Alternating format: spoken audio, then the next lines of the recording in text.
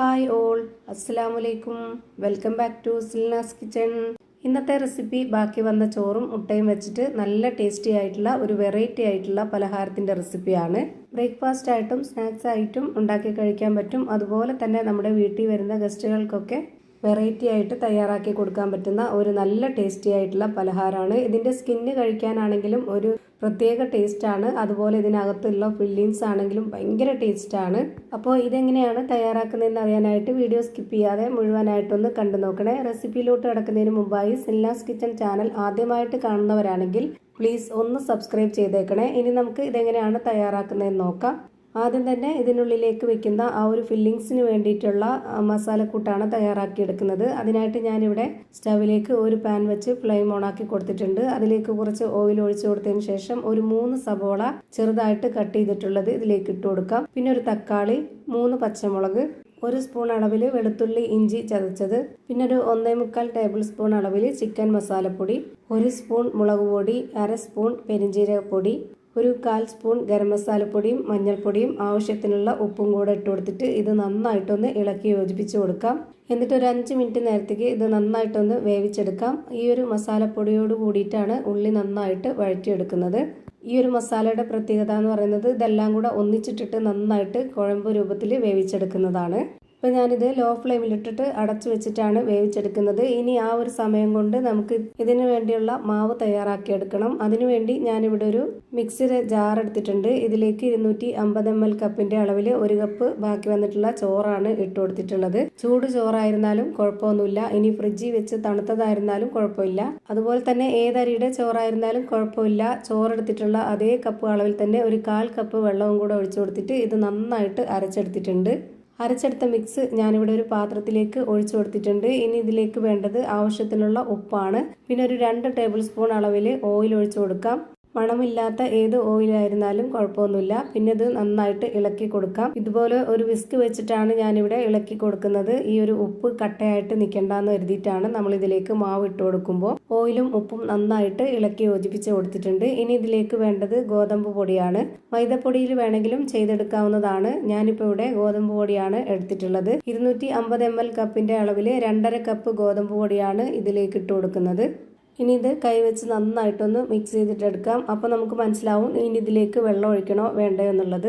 ഇപ്പോൾ ഇത് കുറച്ച് ടൈറ്റായിട്ടാണ് ഇരിക്കുന്നത്. ഇതിലേക്ക് കുറച്ചുകൂടി വെള്ളത്തിൻ്റെ ആവശ്യമുണ്ട്. അപ്പോൾ അതിനായിട്ട് ഞാൻ പൊടി ഇട്ട് കൊടുത്ത അതേ കപ്പ് അളവിൽ തന്നെ ഒരു 1/4 കപ്പ് അളവിൽ വെള്ളം ഒഴിച്ചു കൊടുക്കുന്നുണ്ട്. എന്നിട്ട് ഇത് നന്നായിട്ടൊന്ന് കുഴച്ചിട്ടെടുക്കാം.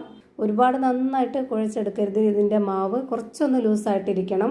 ഞാനിപ്പോൾ ഇവിടെ ഇത് നന്നായിട്ട് കുഴച്ചെടുത്തിട്ടുണ്ട്. ഇനി നമുക്ക് ഇതിൽ നിന്ന് കുറച്ചായിട്ടെടുത്ത് ബോൾസാക്കി മാറ്റാം.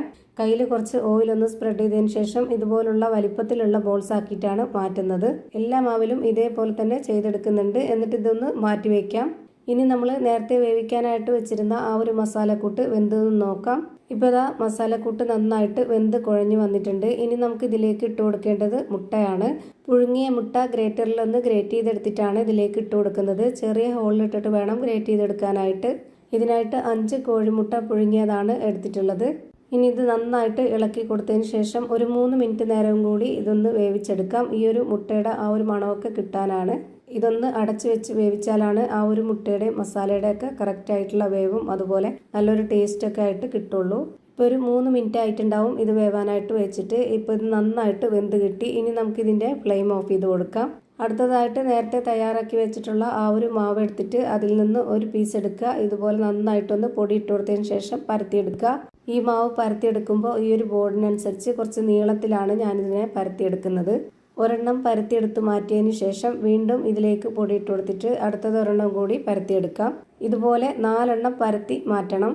അങ്ങനെ ഞാനിവിടെ 4 എണ്ണം പരത്തി മാറ്റിയിട്ടുണ്ട്. ഇനി നമുക്ക് അതിൽ ഒരെണ്ണം ഇതുപോലെ ബോർഡിൽ വെച്ച് കൊടുത്തതിന് ശേഷം ഇതിന് മുകളിലേക്കായിട്ട് കുറച്ച് ഓയിലൊന്ന് ഇതുപോലെ ചുറ്റിച്ചൊഴിച്ച് കൊടുക്കുക. എന്നിട്ട് അതിന് മുകളിലേക്ക് കുറച്ച് ഗോതമ്പ് പൊടി തൂവി കൊടുക്കണം. ഇങ്ങനെ ചെയ്ത ശേഷം വീണ്ടും അടുത്ത ഒരു മാവും കൂടെ ഇട്ട് കൊടുക്കണം. എന്നിട്ട് അതിന് മുകളിലേക്കും കുറച്ച് ഓയിലൊന്ന് ഒഴിച്ചു കൊടുത്തിട്ട് ഇതുപോലെ കുറച്ച് ഗോതമ്പ് പൊടി കൂടി ഇട്ട് കൊടുത്തതിന് ശേഷം വീണ്ടും അടുത്ത മാവ് ഇട്ട് കൊടുക്കുക. അങ്ങനെ 4 എണ്ണം നമ്മൾ ഇതേപോലെ തന്നെ ഒന്നിന് മുകളിൽ ഒന്നായിട്ട് ഇങ്ങനെ ഇട്ട് കൊടുക്കുക. ഇത് തമ്മിൽ ഒട്ടിപ്പിടിക്കാതിരിക്കാൻ വേണ്ടിയിട്ടാണ് ഇങ്ങനെ ചെയ്തെടുക്കുന്നത്. ഇപ്പോൾ 4ാമത്തെ മാവിലും ഞാൻ ഇതേപോലെ തന്നെ മുകളിൽ എണ്ണ ഒഴിച്ചു കൊടുത്തതിന് ശേഷം അതിന് മുകളിലേക്കായിട്ട് കുറച്ച് പൊടി ഇട്ട് കൊടുത്തിട്ട് ഇതുപോലെ ഒന്ന് റോൾ ചെയ്തെടുക്കുന്നുണ്ട്. ഇതുപോലെ ചെയ്തെടുത്തിട്ട് കഴിക്കുമ്പോൾ നമ്മൾ ഉണ്ടാക്കിയെടുക്കുന്ന ആ ഒരു പലഹാരത്തിൻ്റെ സ്കിന്നിന് ഒരു പ്രത്യേക ടേസ്റ്റാണ്. നല്ല ലെയർ ആയിട്ടിരിക്കും ഉള്ളിലൊക്കെ. ഇനി റോൾ ചെയ്ത് വെച്ചിട്ടുള്ള മാവ് ഇതുപോലെ ഒന്ന് കട്ട് ചെയ്തെടുക്കുന്നുണ്ട്. ഇതുപോലെ ഒന്ന് കട്ട് ചെയ്തെടുത്തതിന് ശേഷം ആ ഒരു മാവ് അതിൻ്റെ ആ ഒരു ലെയർ ഭാഗം ഇതുപോലെ ഒന്ന് കയ്യിൽ പ്രസ് ചെയ്തെടുക്കുക. എല്ലാ മാവും അങ്ങനെ ചെയ്തെടുത്തതിന് ശേഷം നമുക്ക് ഓരോന്നായിട്ടൊന്ന് പരത്തിയെടുക്കണം. എന്നിട്ട് വേണം അതിനുള്ളിലേക്ക് ഫില്ലിങ്സ് വെച്ച് കൊടുക്കാനായിട്ട്. ഇപ്പം ഞാനിവിടെ ഓരോന്നോരോന്നായി ഇതുപോലെ പ്രസ് ചെയ്ത് മാറ്റിയിട്ടുണ്ട്. ഇനി നമുക്ക് ഇതിൽ നിന്ന് ഒരെണ്ണം എടുക്കാം. അതിലേക്ക് കുറച്ച് പൊടി ഇട്ട് കൊടുത്തതിന് ശേഷം ഇതിനെ നന്നായിട്ടൊന്ന് പരത്തിയെടുക്കാം. നന്നായിട്ട് പരത്തിയെടുക്കുക എന്ന് പറയുമ്പം ഒരുപാട് വലുപ്പത്തിൽ പരത്തണ്ട. ഇതുപോലെ ഈ ഒരു വലുപ്പത്തിലേക്കൊന്ന് പരത്തിയെടുത്താൽ മതി. ഇനി വേണം ഇതിനുള്ളിലേക്ക് നമ്മൾ തയ്യാറാക്കി വെച്ചിട്ടുള്ള ആ ഒരു മസാലക്കൂട്ട് വെച്ച് കൊടുക്കാനായിട്ട്. എന്നിട്ട് ഇത് നേരെ മടക്കിയതിന് ശേഷം കൈകൊണ്ടൊന്ന് പ്രസ് ചെയ്ത് ഇതൊന്ന് പരത്താം. ആ ഒരു മസാല കറക്റ്റായിട്ട് നടുഭാഗത്ത് മാത്രമാവാതെ ഇതുപോലെ ഒന്ന് പരന്ന് കിട്ടാനാണ്. എന്നിട്ട് നമുക്ക് ഇതുപോലെ ഒരു അടപ്പ് വെച്ചിട്ട് ഈ ഒരു ഷേപ്പിലാണ് കട്ട് ചെയ്തെടുക്കുന്നത്. ഇതേപോലെ തന്നെ ചെയ്തോളണമെന്നൊന്നുമില്ല. നിങ്ങൾക്ക് ഇഷ്ടമുള്ള ഏത് ഷേപ്പിൽ വേണമെങ്കിലും നമുക്ക് തയ്യാറാക്കി എടുക്കാവുന്നതാണ്. അതുപോലെ ഇതിനകത്തുള്ള ആ ഒരു മസാല ഇതുപോലെ മുട്ട കൊണ്ട് തന്നെ വേണമെന്നില്ല. ചിക്കനോ മട്ടനോ ബീഫോ ഏതിൽ വേണമെങ്കിലും ചെയ്തെടുക്കാവുന്നതാണ്. ഇതേപോലെ തന്നെ ഞാനിവിടെ ഒരെണ്ണം കൂടെ ചെയ്ത് കാണിക്കുന്നുണ്ട്. ഇതുപോലെ മാവ് പരത്തിയെടുത്തതിന് ശേഷം അതിനുള്ളിലേക്ക് മസാല വെച്ച് കൊടുത്തിട്ട് ഇതുപോലെ ഒന്ന് കട്ട് ചെയ്തെടുക്കുമ്പോൾ നമുക്ക് അതിനുള്ളിലുള്ള ആ ഒരു ഫില്ലിങ്സ് ഒന്നും പൊട്ടി പുറത്തോട്ട് പോകത്തില്ല. നല്ല കറക്റ്റ് ഷേപ്പിൽ ഒട്ടിയിരിക്കും അതിൻ്റെ വക്ക് ഭാഗം. ഇതേപോലെ തന്നെ ഞാനിവിടെ എല്ലാം ചെയ്ത് മാറ്റുന്നുണ്ട്. എന്നിട്ട് നമുക്ക് ഇതൊന്ന് ഫ്രൈ ചെയ്തെടുക്കാം. അതിനായിട്ട് സ്റ്റവിലേക്ക് ഒരു പാൻ വെച്ച് കൊടുത്ത് ഫ്ലെയിം ഓൺ ആക്കി കൊടുത്ത ശേഷം അതിലേക്ക് ഓയിൽ ഒഴിച്ചു കൊടുത്തിട്ടുണ്ട്. ഓയിലൊന്ന് നന്നായിട്ട് ചൂടായിട്ട് വന്നപ്പോൾ അതിലേക്ക് ഓരോന്നായിട്ട് ഇട്ട് കൊടുത്തിട്ടുണ്ട്. ഇനി ഇതൊരു മീഡിയം ഫ്ലെയിമിലേക്ക് ഇട്ട് കൊടുക്കണം. ഒരുപാട് ഫ്ലെയിം കൂട്ടി വെക്കരുത്, പെട്ടെന്ന് കരിഞ്ഞു പോവും പുറം ഭാഗം, അകം വേവേയില്ല. ഇനി ഒരു സ്പൂൺ കൊണ്ട് ഇതിന് മുകളിലേക്കൊന്ന് എണ്ണ കോരി ഒഴിച്ചു കൊടുക്കാം. അപ്പോൾ ആ ഒരു ഭാഗം കുറച്ചൊന്ന് നന്നായിട്ട് വെന്ത് കിട്ടും. അപ്പോൾ തിരിച്ചിട്ട് കൊടുക്കുമ്പോൾ ആ ഭാഗം പൊട്ടിപ്പോകത്തില്ല. അല്ലാന്നുണ്ടെങ്കിൽ ചിലപ്പോൾ പൊട്ടിപ്പോവാൻ സാധ്യത ഉണ്ട്. ഇങ്ങനെയൊക്കെ ചെയ്തെടുക്കുമ്പോൾ നമ്മുടെ കുട്ടികൾക്കായാലും വീട്ടിൽ വരുന്ന ഗസ്റ്റുകൾക്കായാലും കാണുമ്പോൾ ഒരു നല്ല കൗതുകമായിരിക്കും. അതുപോലെ കഴിക്കാനും ഭയങ്കര ഇഷ്ടമാവും. ഇപ്പം ഞാനിത് തിരിച്ചും മറിച്ചൊക്കെ ഇട്ട് കൊടുത്തിട്ട് നന്നായിട്ട് വേവിച്ചെടുത്തിട്ടുണ്ട്. ഇനി നമുക്കിത് എണ്ണയിൽ നിന്ന് കോരി മാറ്റാം. അധികം എണ്ണ കുടിക്കുകയില്ല, അതുകൊണ്ട് ആ ഒരു ടെൻഷൻ വേണ്ട. ഇതേപോലെ തന്നെ എല്ലാം ഫ്രൈ ചെയ്ത് ഒരു പാത്രത്തിലേക്ക് മാറ്റിയിട്ടുണ്ട്. ഇനി ഇതിൻ്റെ അകം എങ്ങനെയാണ് ഇരിക്കുന്നതെന്ന് അറിയാനായിട്ട് ഇതൊന്ന് കട്ട് ചെയ്ത് കാണിക്കുന്നുണ്ട്. അപ്പോൾ ഇത്രയേ ഉള്ളൂ ഇന്നത്തെ നമ്മുടെ വീഡിയോ ഇഷ്ടമായാൽ ലൈക്ക് ചെയ്യാനും കമൻറ്റ് ചെയ്യാനും ഷെയർ ചെയ്യാനും മറക്കരുത്. അതുപോലെ തന്നെ ഞാനിടുന്ന പുതിയ വീഡിയോസ് നോട്ടിഫിക്കേഷനായിട്ട് കിട്ടുന്നതിന് വേണ്ടി സബ്സ്ക്രൈബ് ചെയ്ത് ബെല്ലൈക്കൺ അമർത്തി അതിൽ ഓൾ എന്ന ഓപ്ഷൻ എനേബിൾ ചെയ്ത് കൊടുക്കാനും മറക്കരുത്. പുതിയൊരു വീഡിയോയുമായി വീണ്ടും വരും. Thank you for watching.